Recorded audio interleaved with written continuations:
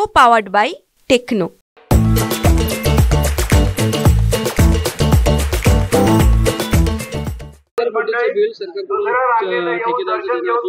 असं आहे की लाडकी बहीण माझी मुख्यमंत्री लाडकी माझी बहीण ही योजना अंमलात आणण्याकरता आज कितीतरी सरकारी योजना बंद पडलेल्या आहेत।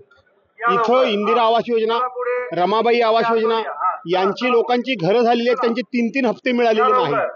इथं ओबीसी समाजातले लोक परदेशामध्ये शिष्यवृत्ती घेऊन गेलेले आहेत। आज तिथं त्यांना जेवणा खावण्याची पंचायत झाली, त्यांचे शिष्यवृत्तीचे पैसे मिळालेले नाही, ठेकेदारांचे पैसे मिळालेले नाही, लोकांचे पगार होत नाहीये। एसटी कर्मचारी, अंगणवाडी सेविका, मदतनीस, उमेद संघटनेच्या महिला हजारोंच्या संख्येने मोर्चे काढतायत आणि हे तिघेजण म्हणजे 3 तिघाडा आणि काम बिघाडा हे जे मुख्यमंत्री आणि उपमुख्यमंत्री आहेत हे रोज नवनवीन घोषणा करत सुटलेत। त्यामुळे संपूर्ण महाराष्ट्र हा खूप मोठा चिंतेत आहे। शिवसेनेने आज धक्कादायक वक्तव्य केलं की उद्धव ठाकरेंना पहिले 2.5 वर्ष देणार होते, ते स्वतः काँग्रेससोबत गेले। असं आहे की संजय शिरसाट हे पक्षामध्ये गद्दारी होईपर्यंत संजय शिरसाट कोण होते कोणाला माहित आहे।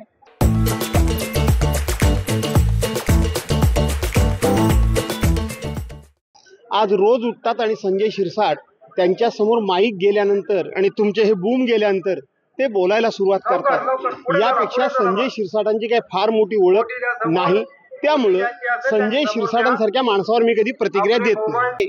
राजकोट किल्ल्यावर जो छत्रपती शिवाजी महाराजांचा पुतळा जो कोसळला पडला, तो पुतळा याचा अर्थ हा महाराष्ट्र किती भ्रष्टाचारानं पोखरला गेलाय हे त्याचं जातीवंत आणि जिवंत उदाहरण आहे।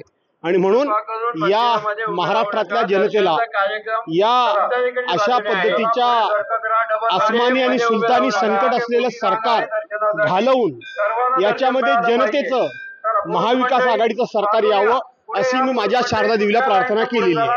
यावर्षी तुम्ही नवरात्रीमध्ये जाकडी नृत्य केलं आहे, यावर्षी काय नेमकं देवीकडे मागणं मागितलंय तुमच्यासाठी आणि महाराष्ट्रासाठी? असं आहे की सालाबाप्रमाणे याही वर्षी मी माझ्या शारदा देवीच्या मंदिरामध्ये या नवरात्रोत्सवामध्ये जाकडी घालण्याकरता आलेलो आहे।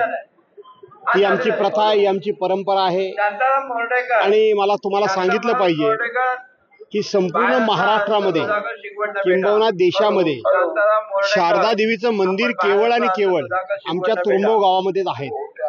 त्या देवीच्या दर्शनाला जगातून लोक येतात। काल सुद्धा अमेरिकेतून एक जोडपं आलं होतं देवीला नवस करण्याकरता आणि म्हणून ही आमची देवी ही विशेष करून नवसाला पावणारी देवी म्हणून ही प्रसिद्ध आहे। आणि म्हणून तुम्ही म्हणता त्या पद्धतीनं देवीजवळ आपण संपूर्ण या महाराष्ट्रामध्ये जो काय हैदोस मांडला गेलाय, या महाराष्ट्राची उज्ज्वल परंपरा ही धुळीस मिळवण्याचं काम सुरू आहे।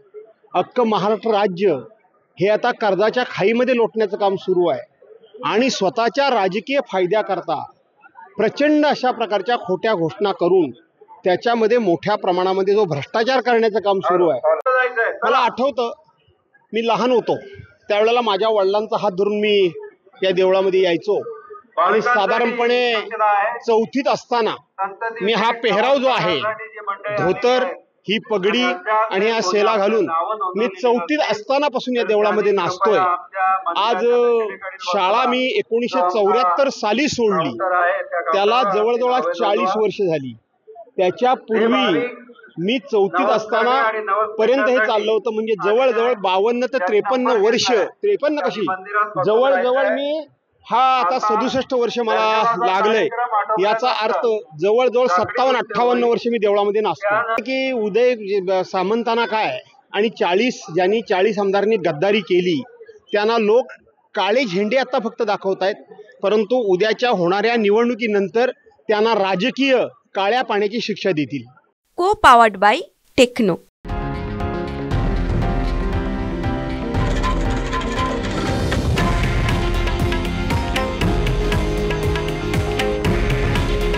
हे आहे देशातील नंबर 1 न्यूज नेटवर्क आणि आपण पाहत आहात TV9 मराठी।